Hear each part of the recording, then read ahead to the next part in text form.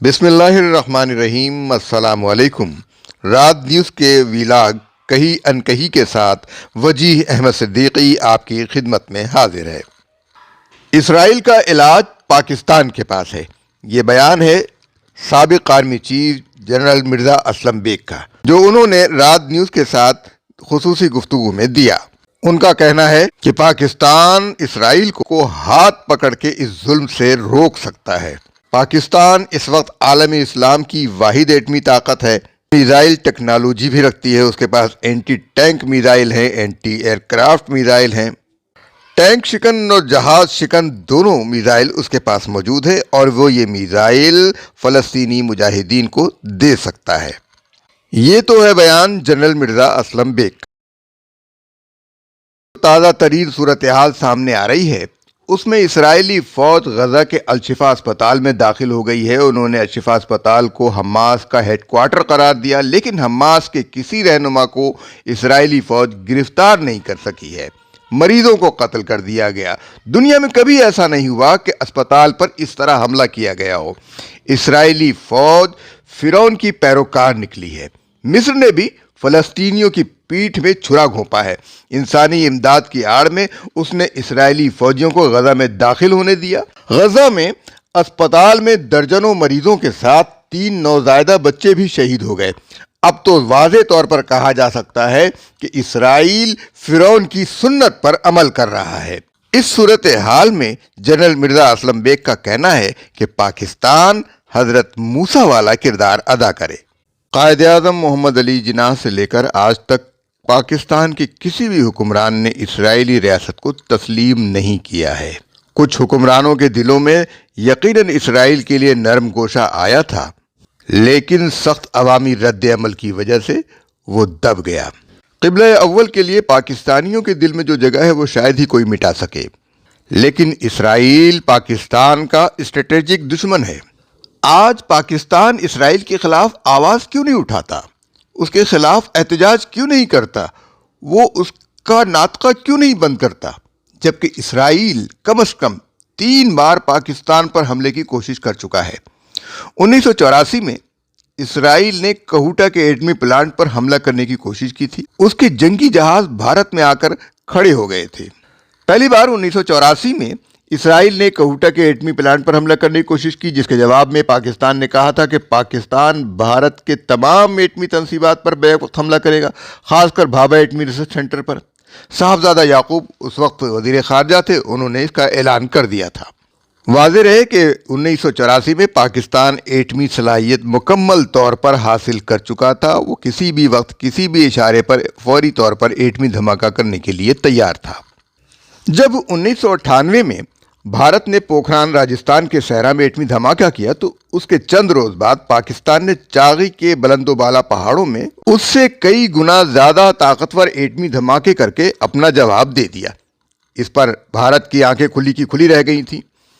اس کو پاکستان کی اس ایٹمی صلاحیت کی توقع نہیں تھی، اور پاکستان کے یوں اچانک اتنی بڑی ایٹمی قوت کے طور پر خود کو منوانے پر مغربی دنیا میں بھی بھوچال آ گیا۔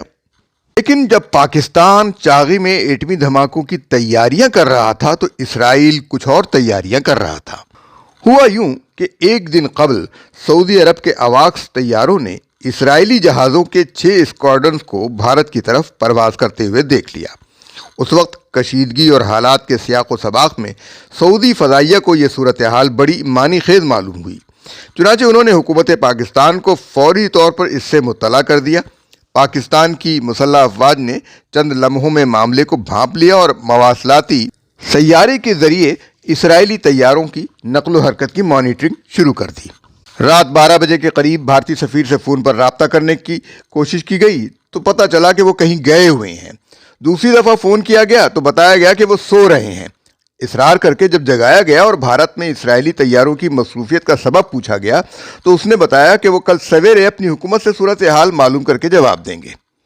پاکستانی حکام نے اس گول مول جواب کو غیر تسلی بخش پا کر سفیر کو فوراً دفتر خارجہ میں طلب کیا اور اسے پاکستان کے بہت قریب ایک ایئر بیس پر ان کی موجودگی کی فلم دکھائی۔ اس نے کہا یہ بھارتی طیارے ہیں۔ وزارت خارجہ نے اس کے اس تجاہل عارفانہ کو نظر انداز کرتے ہوئے کہا یہ طیارے بھارت کے خرید کردہ نہیں بلکہ یہ اسرائیل ہی کے ہیں جو کل یہاں پہنچے ہیں۔ اپنی حکومت کو ہمارا یہ انتباہ پہنچا دو کہ اس نے اس موقع پر کوئی مہم جوئی کی تو ان طیاروں کے پاکستان کی طرف بڑھنے سے قبل بھارت کو عبرتناک سبق سکھا دیا جائے گا۔ چنانچہ اس نے اسی وقت اپنی حکومت کو پاکستان کی تشویش سے مطلع کر دیا اور اسرائیل کا یہ منصوبہ ناکام ہو گیا۔ اسرائیل کے دل میں مسلم دنیا کے خلاف کتنا بغض اور نفرت ہے، اس کا اظہار تو پہلے بھی ہو چکا ہے۔ اسرائیل نے عراق کے ایٹمی ری ایکٹر کو 7 جون 1981 کو اس وقت تباہ کیا جب وہاں محافظوں کی ایک شفٹ اپنی ڈیوٹی ختم کر کے جا رہی تھی اور دوسری شفٹ والے ابھی اپنی ڈیوٹیاں سنبھال نہ پائے تھے۔ درمیانی وقفے کے اوقات کا صحیح سراغ لگا کر اسرائیلی طیاروں نے ایسا اچانک حملہ کیا کہ سب کچھ ملیا میٹ ہو گیا، اور ساتھ ہی وہ نامور سائنسدان بھی شہید ہو گیا جو اس ری ایکٹر کا معمار تھا۔ اس طرح عراق اس شعبے میں سالہ سال پیچھے چلا گیا۔ عراق تو اب واقعی بہت پیچھے چلا گیا ہے۔ پاکستانی سائنسدانوں اور ان تنصیبات کے محافظوں کو عراق کے اس ناخوشگوار واقعے کا اچھی طرح علم تھا۔ پاکستان اسرائیلیوں اور یہودیوں کی نظر میں کیوں کھٹکتا ہے؟ 1956 میں نہر سوئس پر اسرائیل، برطانیہ اور فرانس کے حملے سے لے کر اب تک عرب دنیا بالخصوص اہل فلسطین کے خلاف بین الاقوامی جمہوریت نے جتنی کارروائیاں کی، پاکستان نے خود عرب ملک نہ ہونے کے باوجود ان کارروائیوں کو اپنے خلاف معاندانہ سرگرمیاں سمجھا، بلکہ عربوں سے بڑھ کر عرب ثابت ہوا، کیونکہ ان کے ساتھ اسلام کے اس رشتے میں منسلک ہے جو 15 صدیوں سے مسلمانوں کو آپس میں پروئے ہوئے ہے، اور وہ خود عربوں پر احسان کر کے نہیں بلکہ اپنا دینی فریضہ سمجھ کر اپنا اسلامی کردار عطا کرتا رہا ہے۔ جواباً فلسطینیوں کا طرز عمل بھی ایسا ہی تھا۔ وہ پاکستان کے اس کردار کو دلی طور پر پسند کرتے ہیں۔ جب پاکستان نے ایٹمی دھماکہ کیا تو انہوں نے پاکستان کی کامیابی کو اپنی کامیابی سمجھا اور اس روز اپنے طور پر بے حد خوشی کا اظہار کیا۔ آج بھی ان کی توقعات پاکستان ہی سے ہیں، کیونکہ بعض عرب ملکوں نے اسرائیل کے ناجائز وجود کو سیاسی طور پر تسلیم کر بھی لیا ہے، لیکن پاکستان نے ایسا نہیں کیا۔ امریکہ اور برطانیہ وغیرہ کے سخت دباؤ اور ترغیب کے باوجود اپنے موقف پر قائم رہا۔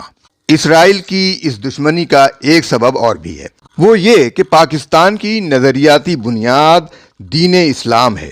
یہود کا اسلام کے ساتھ بیر 15 صدیاں پرانا ہے۔ چنانچہ جب وہ اپنی نظریاتی بنیاد پر غور کرتے ہیں تو انہیں بس یہی تاریخی تصادم یاد آ جاتا ہے جس کا آغاز ریاست مدینہ میں ہوا تھا۔ اسرائیل کے پہلے وزیر اعظم ڈیوڈ بن گوریان نے اس حقیقت کا اعتراف 1967 کی عرب اسرائیل جنگ کے فوراً بعد کیا۔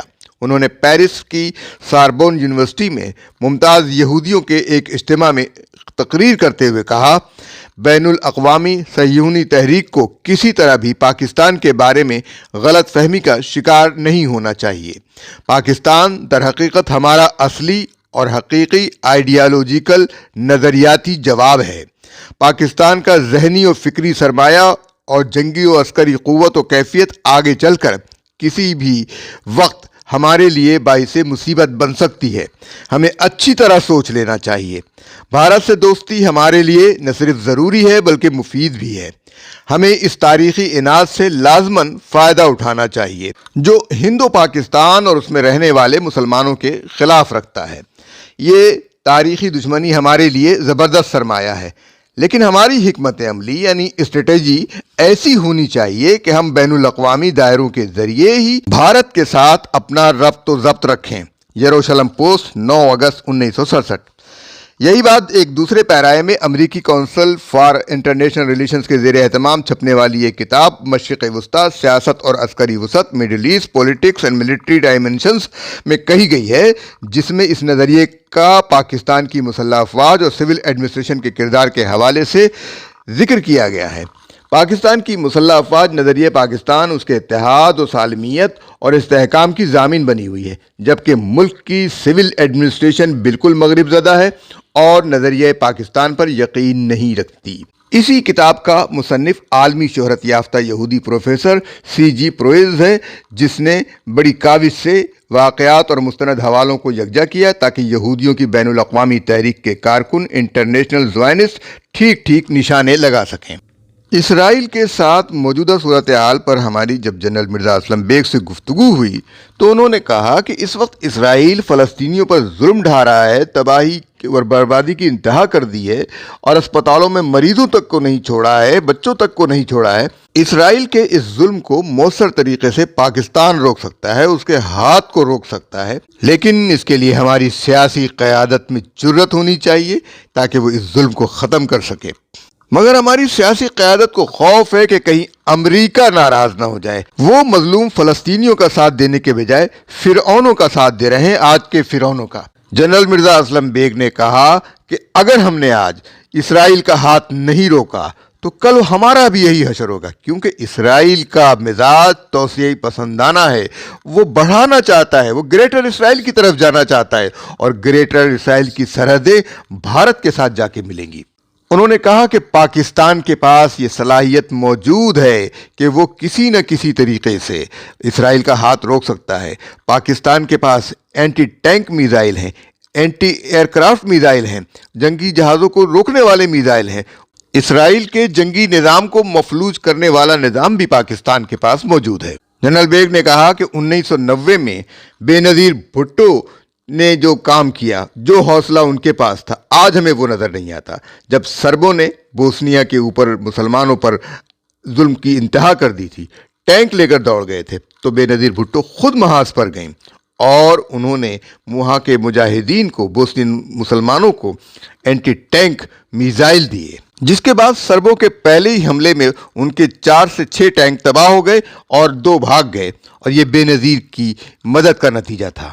کے بعد سربوں کو بوسنیا کی طرف رخ کرنے کی ہمت ہی نہیں ہوئی۔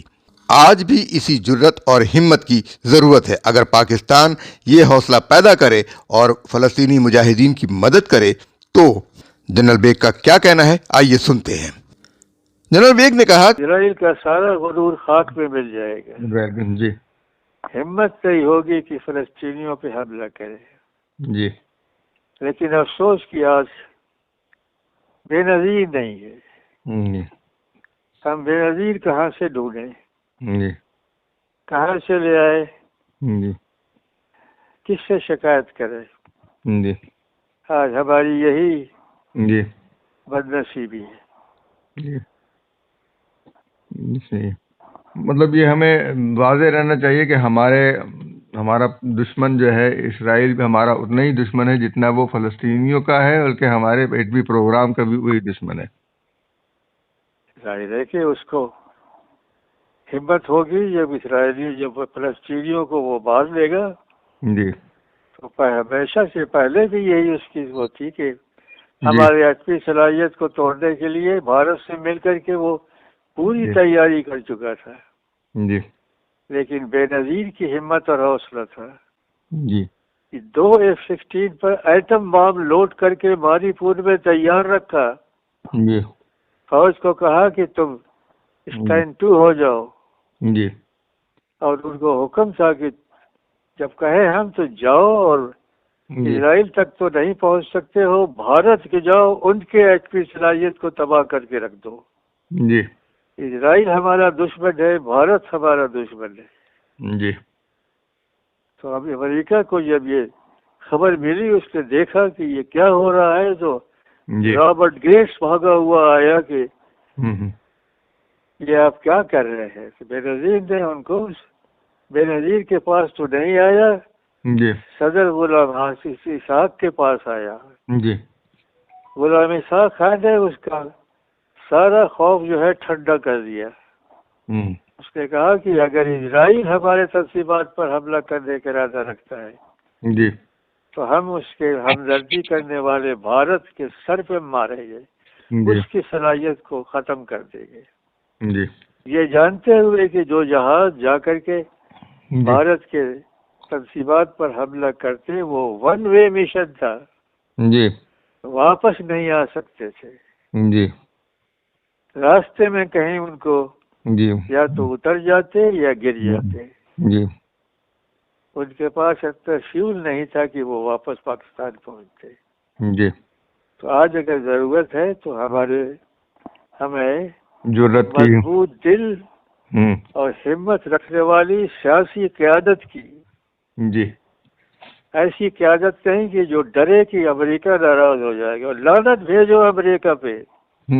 خدا سے نہیں ڈرتے, امریکہ سے ڈرتے ہو.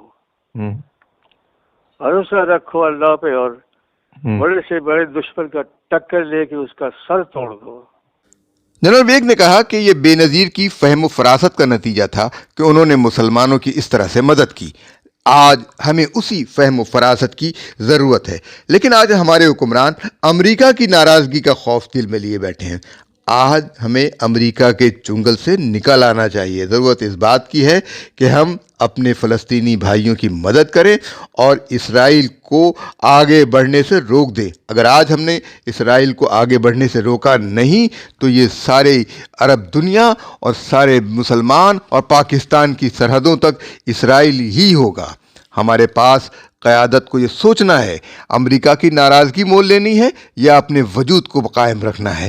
یہ ہمارے لیے ضروری ہے. ہمارے ایمان کا تقاضا ہے کہ فرعونوں سے ہم لڑیں.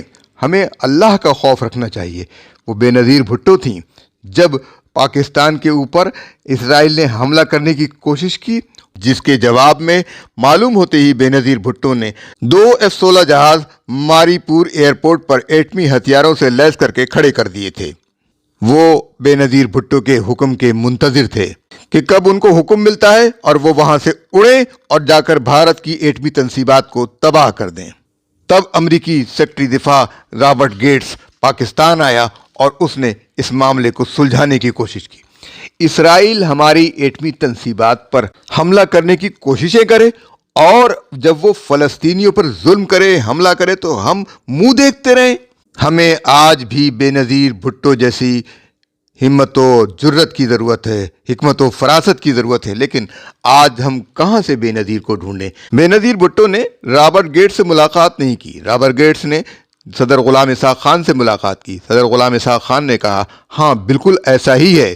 جب اگر پاکستان پر حملہ کرنے کی کوشش کی گئی تو ہم بھارت کی ایٹمی تنصیبات کو اڑا دیں گے. اس کے بعد سے اسرائیلی جہاز واپس اسرائیل چلے گئے. بیگ نے کہا کہ میں واضح طور پر صاف صاف کہتا ہوں کہ اسرائیل کا علاج پاکستان کے پاس ہے, لیکن ہم خوف زدہ ہیں, فلسطینیوں کے ساتھ کھڑے ہونے سے خوف زدہ ہیں. آج ہماری حکومت ان کے ساتھ نہیں کھڑی ہوگی تو کل اس کے ساتھ بھی کوئی نہیں کھڑا ہوگا. ہمارا یہ ولاگ آپ کو کیسا لگا اس کے بارے میں اپنی رائے سے ہمیں آگاہ کیجیے. ہمارے چینل کو سبسکرائب کیجیے, لائک کیجیے, شیئر کیجیے اور دوسروں تک بھی ہمارا پیغام پہنچائیے. اب ہمیں اجازت دیجیے. اللہ حافظ و ناصر.